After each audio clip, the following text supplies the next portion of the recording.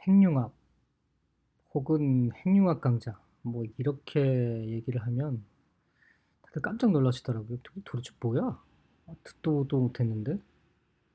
어떤 경우는 검색을 하다가 핵물 물리학 강의로 착각하고 그렇게 들어오시는 경우도 있었습니다.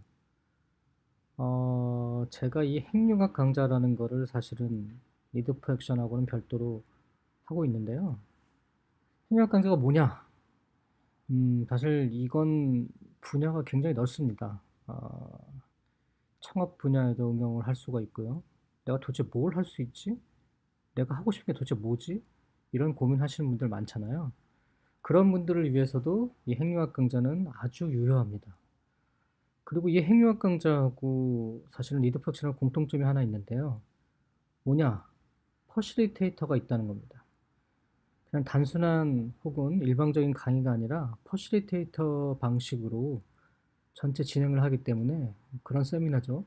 그러다 보니까 어떤 일방적인 강의가 아니고 참여하면서 또 질문에 답하면서 또 서로 간의 어떤 대화와 토론을 통해서 내가 정말 어떤 걸 하고 싶었고 내가 갖고 있는 강점, 약점 뭐 그런 것들을 다 알 수 있게 되는 아주 그런 훌륭한 강좌인데요.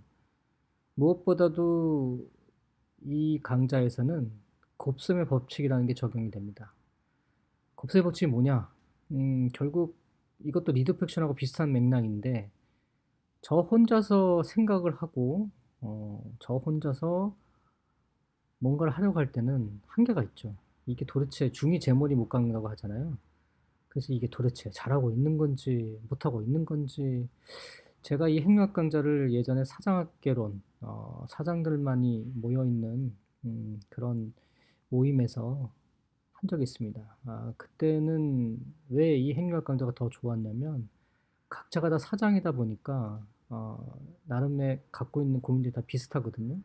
그 고민들을 다 부딪혀 내가면서 서로 얘기할 수 있는 거리를 일단은 끄집어내고 그 거리를 다시 자신에게 되돌아 가져갈 수 있는 뭐 쉽게 얘기하면 그런 건데요.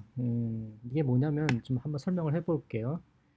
원래 핵융합 아이디어의 근거는 사실 이게 제가 알고 지내는 일본의 훌륭한 멘토가 분이 한 분 계시는데 유명한 컨설턴트죠. 근데 그분이 원래 동경대 핵물리학과를 나왔습니다. 그래서 핵융합을 강좌 중에 계속 얘기를 하시더라고요. 그러면서 뭐였냐면 핵이라는 게 핵융합은 결국 핵과 핵이 부딪혀서 융합이 일어나면서 엄청난 어떤 에너지가 발생하는 거고 뭐 태양이 바로 핵융합이라고 하죠.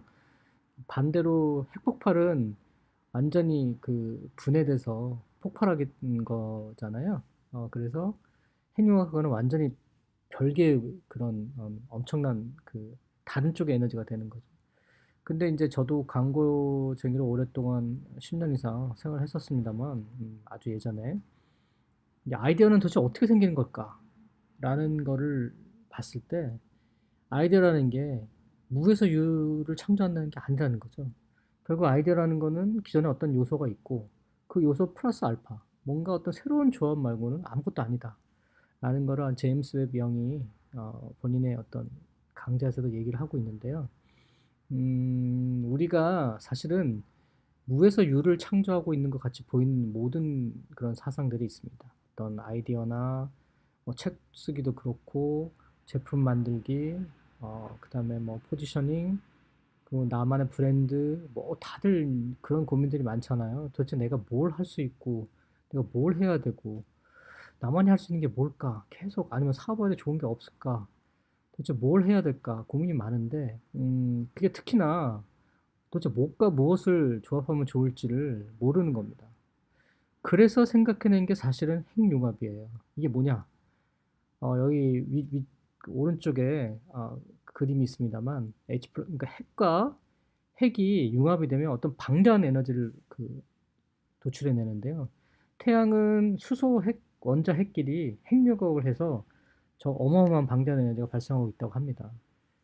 그래서 결국 저희도 혼자서 생각하고 혼자서 아무리 그런 어떤 책을 읽고 강의를 듣고 세미나를 듣고 고민을 해봤자 거기는 한계가 있다는 거죠. 그래서 내가 갖고 있는 아이디어, 내가 갖고 있는 어떤 핵, 그거를 서로가 핵융합을 일으켜야 된다는 거거든요. 제가 이게 여러 시도를 해봤습니다만 예를 들어서 교육업계 뭐 학원 선생님이라든가 강사분 여러 가지 그런 분들 계시잖아요. 그런 분들만 모아놓고 한 20명 가까이 되던 한 적이 있었는데 그때는 훨씬 더 엄청난 시너지가 나왔습니다. 왜냐? 다 같은 교육분야다 보니까 같은 고민도 많고 같은 아이디어에서 아이디어에서 막히거나 부딪히거나 근데 어떻게 해결할 방법이 없거든요. 여기서 중요한 거는 이게 리드 포액션하고 왜 일맥상통하나를 제가 생각을 해봤는데 일단은 퍼실리테이터가 있습니다. 물론 퍼실리테이터는 제가 하는데 퍼실리테이터가 있고 그리고 뭔가 꺼리가 있습니다. 그 꺼리는 리드 포액션에서는 책이고요. 핵융합 관계에서는 제가 비즈니스 모델 캔버스를 사용합니다. 그걸 어떻게 사용하느냐는 뭐 실제 강좌에서 말씀을 드릴 수밖에 없는데 각 9가지 질문을 드려요. 그 9가지 질문을 답을 하다 보면 본인의 핵이 뭔지 알게 됩니다. 그래서 그 핵끼리 서로 부딪히게 되면 핵과 핵이 융합이 일어나게 되죠. 그래서 그 핵융합 아이디어에서 필요한 거를 사실은 퍼실리테이터인 제가 전체 진행을 해가면서 각자의 내면의 핵을 끄집어내게 됩니다. 사실은 이 내면의 핵을 끄집어낸다는 게 절대 쉬운 일이 아닙니다. 왜냐하면 모든 사람들이 자신의 얘기를 잘 하려고 하지 않거든요. 근데 그 분위기를 만들어주고 물론 퍼실리테이터 퍼스트라 해서 저부터 내면의 핵을 자연스럽게 끄집어내서 얘기를 하게 되죠. 그리고 특히나 어떤 사장들이나 아니면 창업 분야에서 고민하고 계시는 분들 혹은 뭐 이렇게 여러 가지 본인의 어떤 가정이나 직장이나 삶에 있어서 고민이 많은 분들한테 이런 얘기를 던졌을 때 스스로 나에 대한 얘기를 어떻게 해야 될지를 잘 모르거든요. 그런데 그걸 자연스럽게 할 수 있는 방법이 있습니다. 너무너무 자연스럽게 그냥 간단하게 질문에 대한 답을 적어가다 보면 저렇게 할 수 있구나라고 하면서 스스로의 어떤 스토리를 만들어갈 수 있게 됩니다.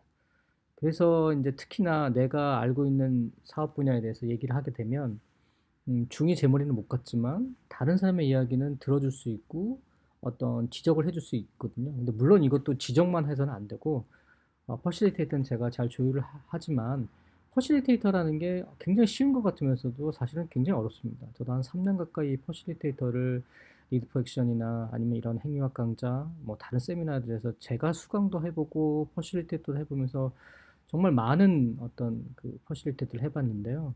결국 그 유명한 퍼실리테이터한테 제가 단도직입적으로 물어봤더니 퍼실리테이터를 도대체 어떻게 하면은 잘할 수 있습니까? 그때 그분이 그러더라고요, 저한테. 그건 다른 방법이 없습니다. 일단 많이 해보는 수밖에 없어요. 무슨 소리냐? 경험의 수를 많이 쌓는 수밖에 없다는 거죠. 저도 그랬습니다. 리드펙션을 그렇게 많이 하고 처음에 엄청 떨렸죠, 저도. 그리고 다른 세미나나 이런 행동학 강좌 그런 세미나나 여러 가지 그런 어떤 퍼실리테이터를 하다 보니까 퍼실리테이터라는 게 아주 자연스럽게 몸에 있게 되었어요. 처음에는 매뉴얼도 있었고 그 컴퓨터나 어떤 노트를 펼쳐놓고 매뉴얼이 없으면 전체 구성을 짤 수가 없었는데 지금은 완전히 임기응변으로 대응할 수가 있게 되었습니다. 그게 사실은 퍼실리테이터의 가장 높은 단계의 스킬인데요. 여하튼 어떤 그 내면의 핵과 외면의 핵이라고 하는 거를 부딪히게 되면 외면의 핵은 퍼실리테이터는 제가 제공을 하기도 하고 혹은 어떤 같이 모여있는 분들이 아이디어를 통해서 나오기도 합니다. 그게 책이 될 수도 있고 비즈니스 모델이 될 수도 있고 기존의 본인의 사업 사례도 될 수 있고 여러 가지 그런 방법론을 사용하게 되는데요. 여하튼 이 핵융합 강좌는 제가 갖고 있는 시그니처 강좌인 리드 포 액션과 더불어서 아직은 많이 해보진 않았지만 이 핵융합 강좌를 올해는 좀 더 이 유튜브를 통해서도 그리고 실제 오프라인에서 강좌에서도 조금씩 해보려고 합니다. 이 강좌의 어떤 폭발적인 위력을 저는 잘 알고 있거든요. 그래서 베이직 강좌, 그 다음에 응용 강좌 등등 이 강좌도 어떤 단계별로 나누어서 할 수 있도록 올해는 해보도록 하겠습니다.